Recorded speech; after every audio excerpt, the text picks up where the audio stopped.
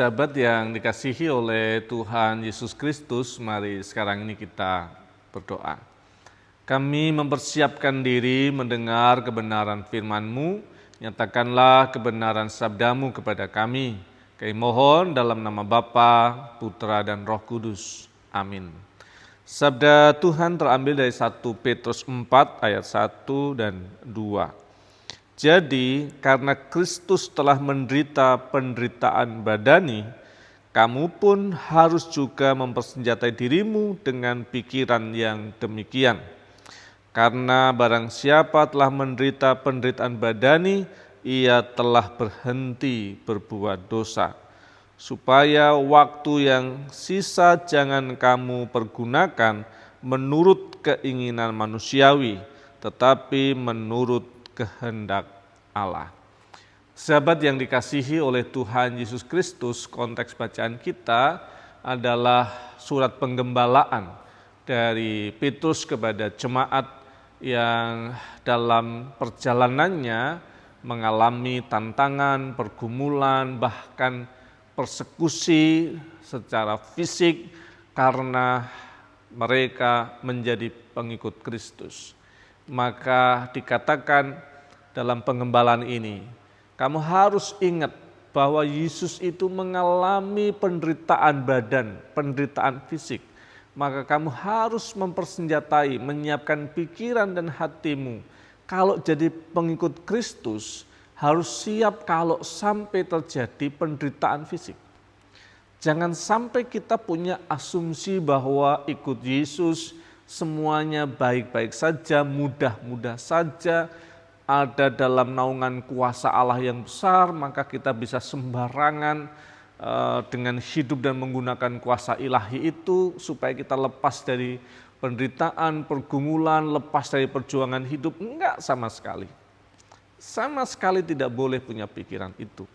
Bahkan surat penggembalaan ini menunjukkan dan mengingatkan supaya pikiran dan hati kita naruh pikiran bahwa Yesus menderita penderitaan badan, maka kita bisa saja mengalami pergumulan dan penderitaan badan itu.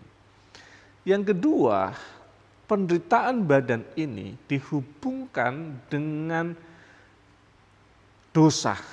Atau kalau kamu bersedia mengalami derita badanmu itu, kamu akan menjadi orang yang sudah melepaskan dirimu dari perilaku dosa.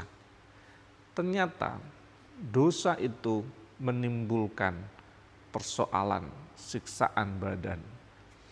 Seretan nafsu akan membuat kita semakin menderita secara fisik. Jadi kesediaan menderita secara fisik dengan menahan diri, hidup seturut dengan kehendak Tuhan, sebenarnya itu menghindarkan kita dari perilaku dosa. Dan itu membebaskan kita dari derita karena dosa. Bayangin, derita itu nempel semua di mana-mana. Saat kita mengelola hidup kita dengan baik, kita menderita. Tetapi dengan cara itu kita sedang menghindarkan diri dari derita yang lebih buruk karena dosa kita. Semoga kita boleh menghayati panggilan ini. Yang paling penting dan mendasar, pikirkan dalam hati kita, pikiran kita, bahwa menjadi anak-anak Tuhan tidak membuat kita steril dari pergumulan dan penderitaan. Tetapi dari sanalah kita dimurnikan sebagai pengikut Kristus. Tuhan memberkati. Mari kita berdoa. Bapa kami yang di surga, dikuduskanlah namamu, datanglah kerajaan-Mu, jadilah kehendak-Mu di bumi seperti di surga. Berikanlah kami pada hari ini makanan kami yang secukupnya. Dan ampunilah kami akan kesalahan kami, seperti kami juga mengampuni orang bersalah pada kami. Dan jangan bawa kami dalam pencobaan, tapi lepaskanlah kami daripada yang jahat.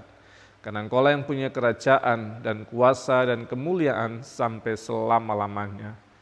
Amin. Tuhan menolong, menyertai dan memberkatimu melewati setiap pergumulan fisik, pergumulan batin dan hidup dalam kemurahan dan pertolongan Tuhan. Dalam nama Bapa, Putra, dan Roh Kudus. Amin.